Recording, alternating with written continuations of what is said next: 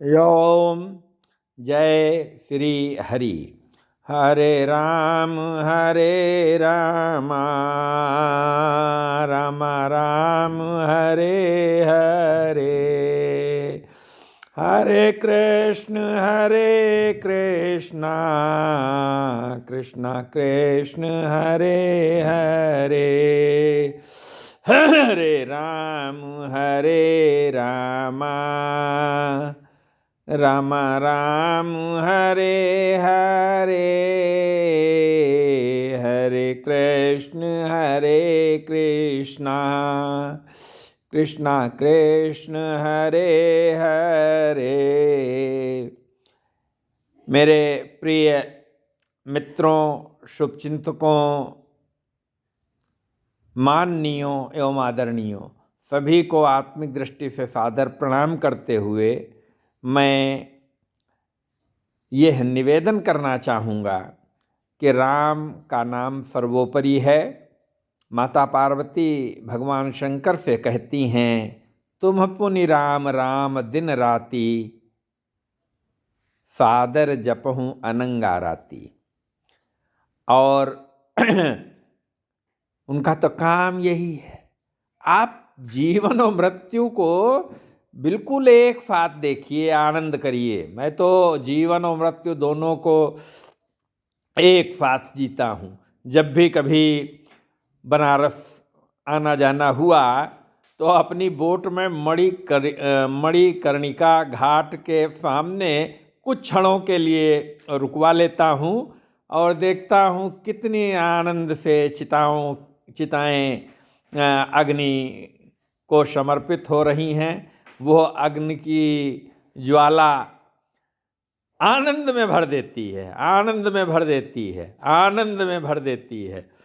जय श्री राम। और आप देखिए, आप कभी पढ़िए, ध्यान करिए, आनंद आएगा।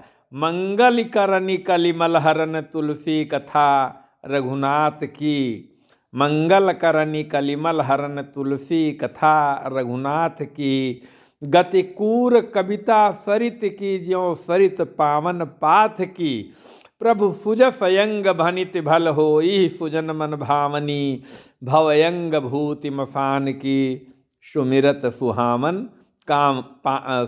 सुहावन पावनी। जब भी कभी आपको मौका मिले, कहीं भी किसी भी क्षण राम जी की कथा का तो आनंद हमेशा लेना चाहिए और ये भगवान की कृपा ही माननी चाहिए। मेरा ये निश्चित दृष्टिकोण है कि अगर भगवान राम की कथा में आप आनंद लेने से वंचित रहते हैं तो निश्चित मानिए कि जैसे ज्वर में कोई चीज़ प्रिय नहीं लगती है, किसी चीज़ का स्वाद नहीं लगता, हटा देते हैं, इसी प्रकार से हमारे अपने कुकर्म होते हैं जो हमको राम कथा से दूर करते हैं। राम कथा से सुंदर कुछ नहीं है। राम कथा सुंदर करतारी, संशय बिहग उड़ावनिहारी। राम कथा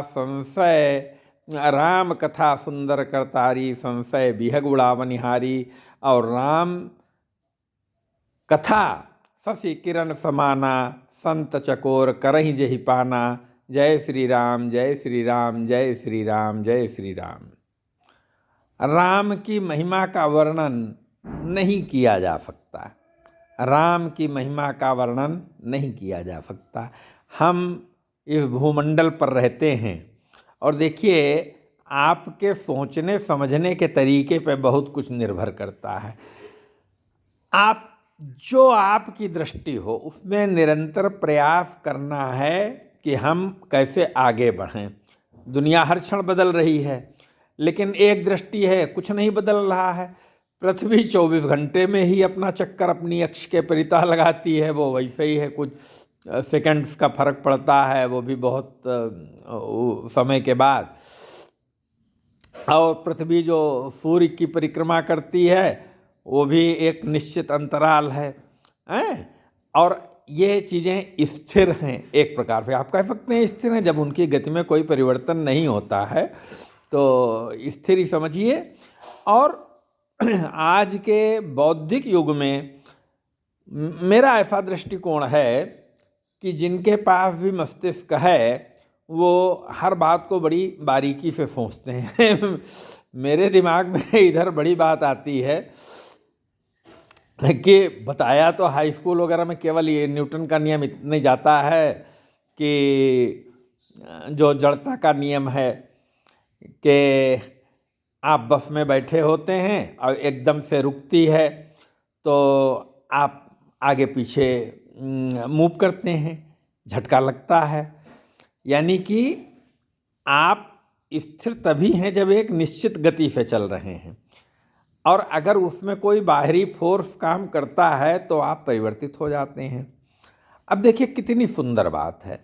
अब मेरे मस्तिष्क में क्वेश्चन ये आता है कि क्या यह नियम केवल भूमंडल के लिए उन्होंने सोच के प्रतिपादित किया था?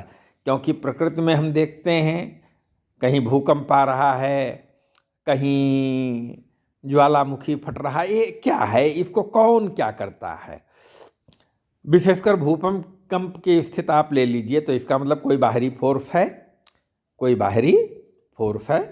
तो ये चीज़ें मस्तिष्क में उमड़ती घुमड़ती हैं, लेकिन कुल मिलाकर के निष्कर्ष यही है कि राम का नाम अनमोल है, राम से पृथक कुछ है नहीं, और राम के चरणों में प्रीति आपको हो सकती है। आप राम में, कृष्ण में, शिव में लव तो लगाइए, राम नाम जपने की कोशिश करिए, और अगर नहीं होता है तो फिर स्मरण करिए जब भी खाली हो, किसी भी अवस्था में हो, राम राम राम।